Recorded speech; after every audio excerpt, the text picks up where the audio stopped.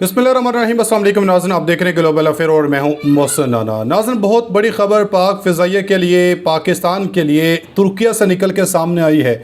जो गुज़श्ता कई दिनों से नाज़रीन एक बहस सोशल मीडिया के ऊपर जारी थी कि पाकिस्तान चीन से J-35 लेगा या नहीं लेगा, तो वो कन्फ्यूजन भी तमाम सार्फिन की दूर हुई कि पाकिस्तान चीन से J-35 लेगा। स्टेल्थ टेक्नोलॉजी के 5th जनरेशन के हथियार इस वक्त पाकिस्तान के लिए, पाकिस्तान एयरफोर्स के लिए बेहद ज़रूरी हैं। तो नाज़रीन, इसके बाद अब तुर्किया से कान फाइटर जेट को लेके बहुत बड़ी डेवलपमेंट सामने आई है।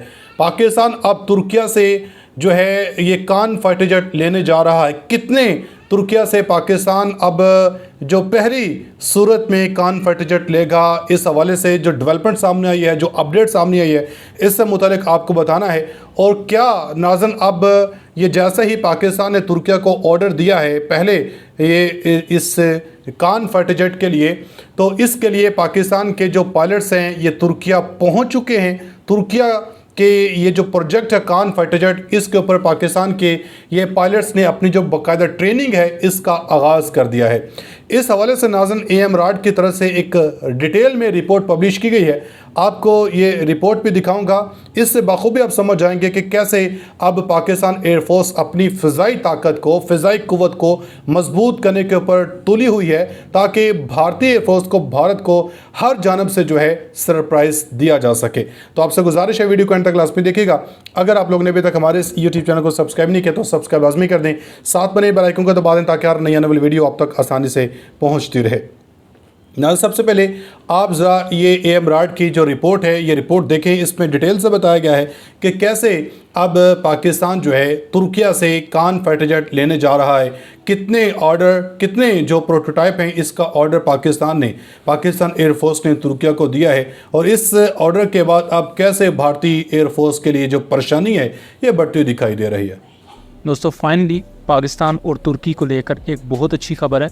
खबर कुछ यूँ है कि कान स्टेल्थ एयरक्राफ्ट के पहले ऑर्डर को प्लेस कर दिया गया है और इस ऑर्डर के तहत 6 प्रोटोटाइप्स बनाए जाएंगे।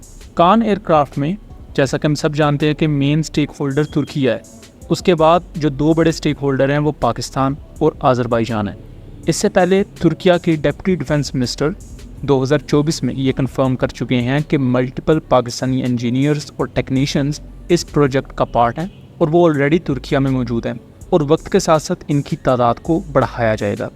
Within this month, we will be discussing with our Pakistani counterparts to officially include Pakistan in our national fighter jet program, Kaan, in which close to 200 officials and engineers already take part in the development of this program, and I thank you very much for this.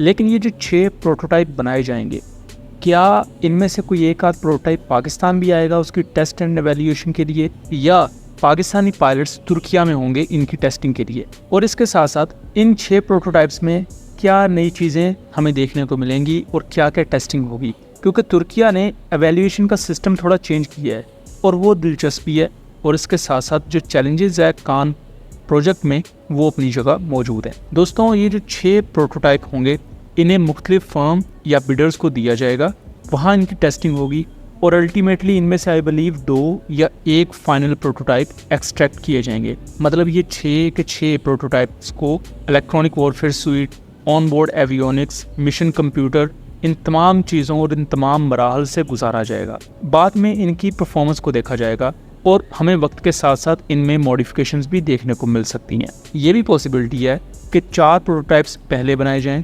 और उनकी performance देखते हुए, उनमें modifications करते हुए आखिरी 2 prototypes बनाए जाएं और उन्हीं की बेस पर इसकी सीरियल प्रोडक्शन स्टार्ट कर दी जाए, सेम जैसा कि पाकिस्तान ने GF-17 प्रोजेक्ट के साथ किया था। कान एयरक्राफ्ट की फर्स्ट फ्लाइट फरवरी 2024 में हुई थी और उस वक्त 2024 में जो पाकिस्तान एयरफोर्स के डिप्टी चीफ थे, मोहम्मद सरफराज आई बिलीव उनका नाम है, उन्होंने तुर्किया का दौरा किया था। स्पेशली वहाँ कान प्रोजेक्ट को लेकर बात की गई थी। इसके साथ साथ मैन अनमैन टीमिंग में कान एयरक्राफ्ट के साथ हमें अनका स्टेल्थ बॉम्बर ड्रोन और किजलैल्मा अनमैन्ड फाइटर्स भी देखने को मिलेंगे, और इन ड्रोन सिस्टम्स को कान एयरक्राफ्ट में बैठा हुआ पायलट कंट्रोल करेगा, जिसकी वजह से ना सिर्फ कान एयरक्राफ्ट डीप पेनिट्रेशन करने के काबिल होगा बल्कि suppression of enemy air defence system जैसे जो निस्बतन ख़तरनाक मिशन समझे जाते हैं, जहाँ ये चांसेस होते हैं कि आप दुश्मन का टारगेट डिस्ट्रॉय करेंगे, लेकिन उसके मुकाबले में आपका अपना फाइटर जेट भी डिस्ट्रॉय हो जाएगा। तो ये मेंटली पायलट को प्रिपेयर रहना होता है ऐसे मिशंस के लिए।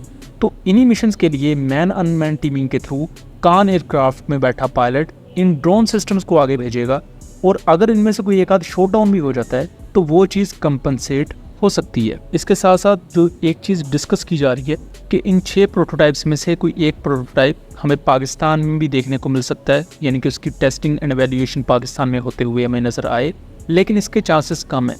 जो ज़्यादा कभी इम्कानात हैं वो ये कि कम से कम 1 से 2 प्रोटोटाइप को पाकिस्तान एयरफोर्स के पायलट्स उड़ा के देखेंगे, और नॉर्मली भी पाकिस्तान एयरफोर्स के बहुत से ऑफिशियल्स, पायलट्स, टेक्नीशियन तुर्किया में मौजूद होते हैं। तो अगर ऐसा होता भी है तो ये कोई सरप्राइजिंग बात नहीं है, ये एक नॉर्मल चीज़ होगी तुर्की और पाकिस्तान के कॉन्टेक्स्ट में। लेकिन दोबारा मैं चीज़ वाज़े करता चलो कि कान एयरक्राफ्ट में जो मेन स्टेक होल्डर है वो तुर्किया है और तुर्किया ही रहेगा।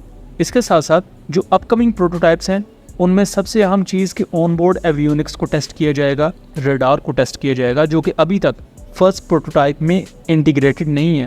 फर्स्ट प्रोटोटाइप में सिर्फ बेसिक मिशन कंप्यूटर को इंटीग्रेट किया गया है, बट जो कॉम्बैट ग्रेड मिशन कंप्यूटर होता है वो अभी तक कान एयरक्राफ्ट में इंस्टॉल्ड नहीं है। और करंट अपडेट्स की बात की जाए तो इसके सेकंड और थर्ड प्रोटोटाइप इस वक्त असेंबली फेजेस में है, यानी कि ऑलमोस्ट वो बन चुके हैं और उनके मुख्तलिफ पार्ट्स को असेंबल किया जा रहा है। J-35 के बाद कान एयरक्राफ्ट पाकिस्तान एयरफोर्स का वो एयरक्राफ्ट होगा जिसमें ना सिर्फ पाकिस्तान एयरफोर्स का स्टेक होगा, बल्कि हम यूँ कह सकते हैं कि कान एयरक्राफ्ट को तो खुद पाकिस्तान एयरफोर्स अपने मुल्क में बनाएगी।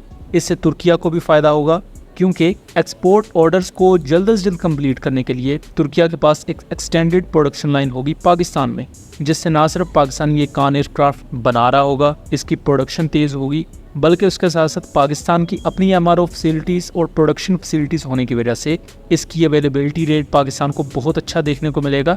और किसी भी कॉम्बैट सिनेरियो में आपका अवेलेबिलिटी रेट जितना ज़्यादा होगा, आप अपने फाइटर जेट को उतना ही ज़्यादा कंटिन्यूली यूज़ कर सकते हैं। और यही चीज़ बहुत ज़्यादा मैटर करती है, क्योंकि हमने सेम इसी तरह के इश्यूज़ इंडियन Su-30 MKI में देखे हैं, जिसके कुछ मेन कंपोनेंट्स अभी भी इंडिया को रशिया से लेने पड़ते हैं। सो उसी वजह से इसका अवेलेबिलिटी रेट पुअर रहता है, और ये एक रीज़न रही है Su-30 MKI पर क्रिटिसिज्म को लेकर। जी नाज़रीन, आपने ये रिपोर्ट देखी है। अब इसके बाद भारतीय एयरफोर्स की जो परेशानी है इसमें बेतहाशा इजाफा हो चुका है। पहले ही भारतीय एयरफोर्स पाकिस्तान के JF-17 से या 4.5 जनरेशन के जो तैयारे हैं इनसे परेशान थी, तो अब तो पाकिस्तान के पास 5th जनरेशन के स्टेल्थ टेक्नोलॉजी के जो तैयारे हैं ये भी पहुंच जाएंगे। तो फिर उस वक्त भारतीय एयरफोर्स कैसे पाकिस्तान का मुकाबला करेगी? अपनी फीडबैक 1000 कमेंट सेक्शन में लास्ट में दीजिएगा। मिलेंगे अगली वीडियो में, तब तक के लिए अल्लाह हाफ़िज़।